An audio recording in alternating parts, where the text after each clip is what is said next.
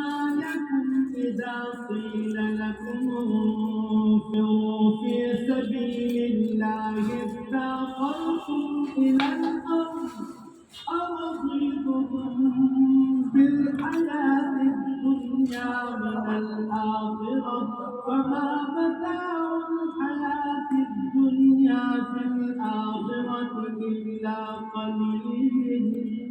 ওকে মানুষ, তোমরা যারা আল্লাহ তাআলার উপর ঈমান এনেছো, এ কি হলো তোমাদের?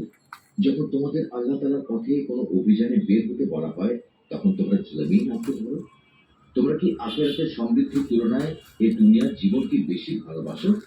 অথচ পরকালের মানদণ্ডে দুনিয়ার জীবনের উপভোগের উপকরণ নিতান্তই কম।